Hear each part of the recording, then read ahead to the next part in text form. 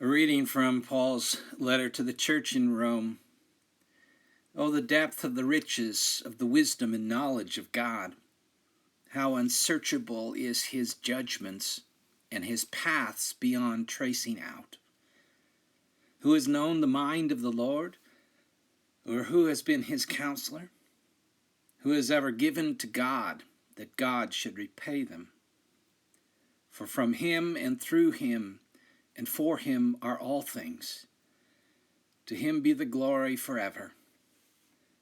Amen.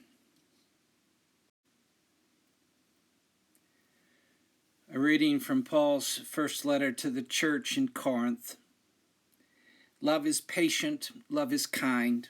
It does not envy, it does not boast, it is not proud. It does not dishonor others. It is not self-seeking. It is not easily angered. It keeps no record of wrongs. Love does not delight in evil, but rejoices with the truth. It always protects, always trusts, always hopes, always perseveres. Love never fails, but where there are prophecies, they will cease. Where there are tongues, they will be stilled. Where there is knowledge, it will pass away.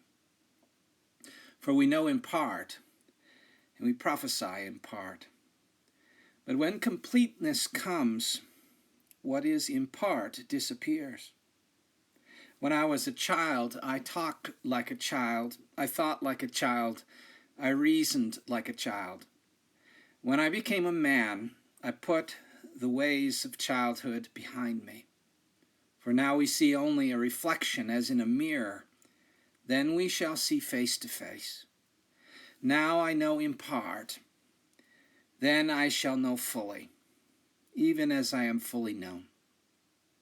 And now these three remain, faith, hope, and love. But the greatest of these is love. The protagonist in Anne Tyler's novel St. Maybe is a likable young man by the name of Ian Bedlow. About a third of the way through the novel, Ian has a conversion experience and joins the Church of the Second Chance. They are quite a devout and zealous group of Christians. Ian's parents, however, do not have the same experience, and in fact are quite skeptical and suspicious of the Church of the Second Chance. There is a scene in the novel at a church picnic. It is a picnic held expressly for church members and their unconverted family members and friends. It is an awkward experience, especially for Ian's father, Doug Bedlow. At one point, Ian's father finds himself engaged in a conversation with a man who is equally suspicious and scornful of the Church of the Second Chance. He refers to it as the Church of the Second Rate. And here Anne Tyler has this character offer a critique of the church.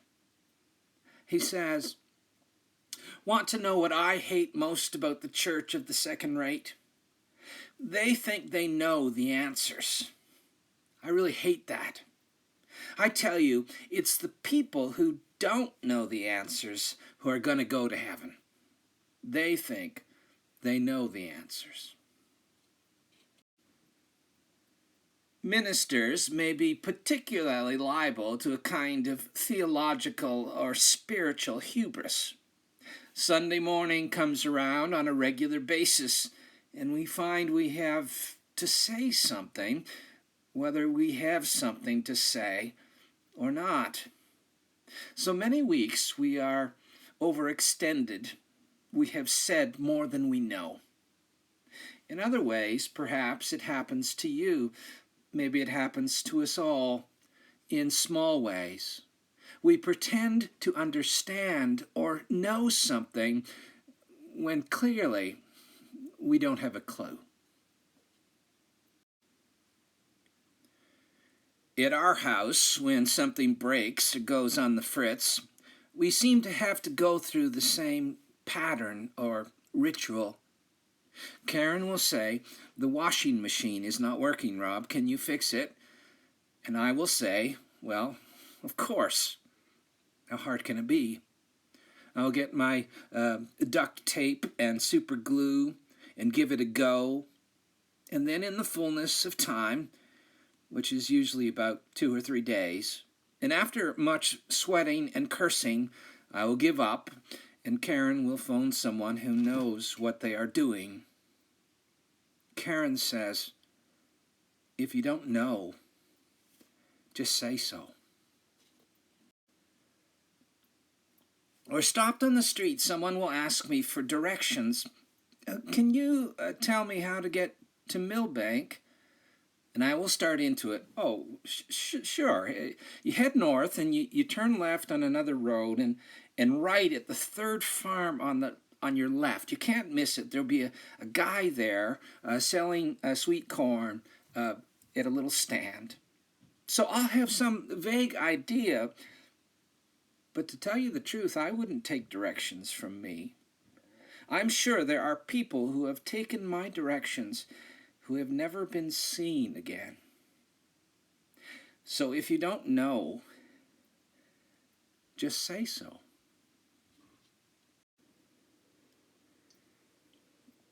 St. Paul was one of those people who had all the answers. At least given the number of problems and issues he addressed in his letters, one would get that impression. To be sure, Paul was kind of the Ann Landers of the early church. There was hardly an issue on which Paul would not offer his advice. Look at the letters he wrote to the church in Corinth. Paul, for instance, was something of an authority on the practice and use of spiritual gifts. The gift of speaking in tongues was tearing that congregation apart. There was sexual immorality in the church. There were people getting drunk at communion. They were obviously using bigger cups than we do. There were lawsuits being filed among the believers in Corinth. Factions in the church, groups lined up behind one particular leader against another, divisions between the rich and poor, Jew and Gentile. Paul attempts to speak to all these issues with an air of spiritual authority. I know some of my classmates at seminary, having studied Paul's letters closely, grew to dislike him. They took it personally. They said, Paul is arrogant. He's a know-it-all. Who does he think he is? And yet, if Paul at times borders on being arrogant, then occasionally we catch a glimpse of a different side of the man, a man who does not have all the answers. From time to time, there is the confession of one who is mystified, perplexed, bewildered by his experience of God, and is humbled by life as the next person. To the church in Rome, Paul writes, "Oh, the depth of the riches and wisdom and knowledge of God! How unsearchable are his judgments, and how inscrutable his ways." To the troubled church in Corinth, Paul writes, "For now we see in a mirror dimly, but then we will see face to face. Now I know only in part, then I will know fully, even as I have been fully known." Eugene Peterson's paraphrase of the same passage reads, "We do not yet see things clearly. We are squinting in a fog, peering through the mist." Do you ever feel like you are squinting in a fog? This is Paul's acknowledgement that on this side of the veil we will not have all the answers.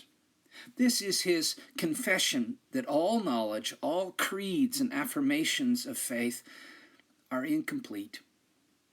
They shed light on part of the picture, a corner, but not the whole picture. They express part of the truth, but as Paul says, we only see part. John Shea put it this way: our faith formulations are partial appropriations of unsearchable riches. Our theological constructions are the play of people caught in wonder.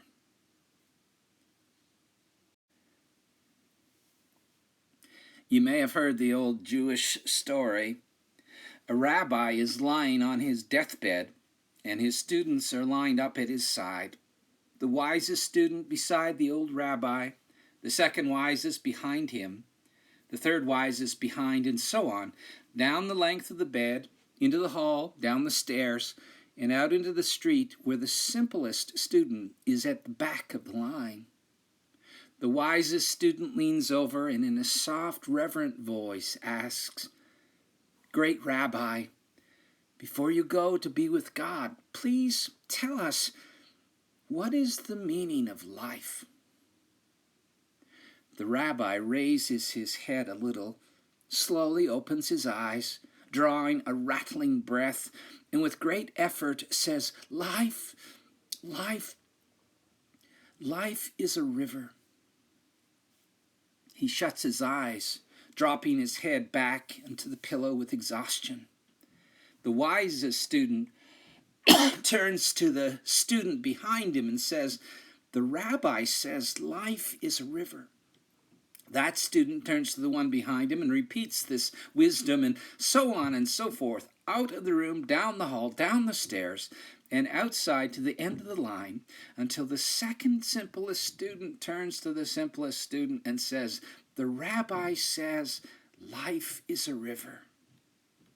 The simplest student, realizing he has no one to repeat this wisdom to, contemplates it, and after a moment he taps the student ahead of him on the shoulder and says, "What does the rabbi mean?